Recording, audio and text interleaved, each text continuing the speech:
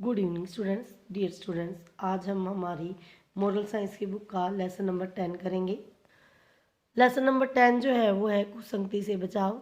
इसमें इस लेसन में बताया गया है कि हे भगवान मुझे मेरे मित्रों से बचाओ, अर्थात इंग्लिश में भी कहा गया है हे राम मुझे मेरे मित्रों से बचाओ, अपने शत्रुओं से तो मैं स्वयं निपट लूँगा। लेखक कहता है कि शुरू में जब मैंने पहली बार ये बात सुनी तो मुझे समझ में नहीं पड़ पा रहा था कि ये शब्द जो है वो क्यों कहे गए हैं, लेकिन कुछ समय बाद मुझे समझ में आ गया कि ये शब्द पूरी तरह से दोस्तों पर व्यंग है। दोस्त हानि भी पहुंचाते हैं। जिस व्यक्ति से मेरी बात हो रही थी वह तो सज्जन है, मुझे उनसे कोई हानि नहीं हुई, लेकिन कई बार हम देखते हैं कि मित्र जो है, दोस्त जो है वो आपस में आग्रह करते हैं और वो आग्रह जो है वो दुराग्रह होता है। जैसे एक साधारण सा उदाहरण दिया गया है कि जब दोस्त आपस में मिलते हैं तो एक दूसरे को मनमाती चीज़ भेंट करते हैं। जैसे कोई बीड़ी पीता है तो तुरंत सिगार या बीड़ी की दूसरे को पेश करता है। ऐसा करने पर एक दूसरे की सिगरेट से अपनी सिगरेट सुलगाने लगते हैं। कोई पान खाने वाला है तो वो पान की डिब्बियाँ खोलकर पान पेश करता है। इस तरह से आपस में जो चीज़ हम नहीं भी खाते या जो हमारे लिए हानिकारक भी है वो भी हम अपने मित्रों के आग्रह पर खाने लगते हैं। तो इस तरह से कई बार कुछ लोग मांस, अंडा आदि पेश करते हैं, और अगर कोई कहता है कि मैं यह सब नहीं लेता तो लोग अब मित्र जो है आपस में उसका मजाक उड़ाते हैं, जिसकी वजह से वो भी लेने लगते हैं।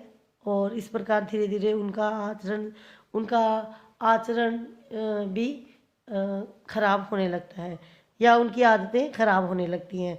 दोस्तों का दुराग्रह का कुछ लोग अपने दोस्तों से दुराग्रह करते हैं कि एक बार दुराग्रह मतलब किसी को फोर्स करके, किसी को पोलाइटली फोर्स करना कि चलो, जैसा कि होता ही है बेटा आजकल, जैसे हम कहते हैं चलो आज सब मिलकर सारे हम फ्रेंड्स पिकनिक पर जा रहे हैं, पिकनिक पर जाते हैं, फिर एक दूसरे की पसंद की चीज़ें खाते हैं। इस तरह से हमारा समय भी बर्बाद होता है, पैसे भी बर्बाद होते हैं और हमारी आदतें भी खराब होती हैं, हमारे संस्कार भी बिगड़ते हैं।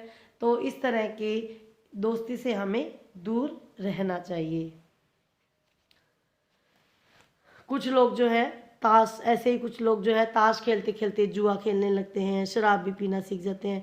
इस प्रकार जीवन जो है खर्चीला और जीवन में अधिक खर्च करने की और नशा करने की आदतें धीरे धीरे पड़ जाती हैं, जो बाद में हमारे लिए परेशानी का कारण बनती है। ये तो था ऐसे मित्रों के बारे में बताया गया है जो कि कम ज्ञानी है। और कुछ अब ज्ञाननिष्ठ व्यक्ति से मित्रों की मीठी बातें, अगर कुछ ज़्यादा ज्ञानी लोग हैं उससे भी परेशानी होती है। जैसे कि मान लीजिए कि एक व्यक्ति बीमार हो गया है, जब उसके मित्र आते हैं तो वो उसे आग्रह करते हैं कि अरे आप तो कमज़ोर हो गए हैं, आप उस डॉक्टर से दवाई लीजिए, फला डॉक्टर से दवाई लीजिए, वो दवाई लीजिए, वो बहुत अच्छी है, हमने ली थी।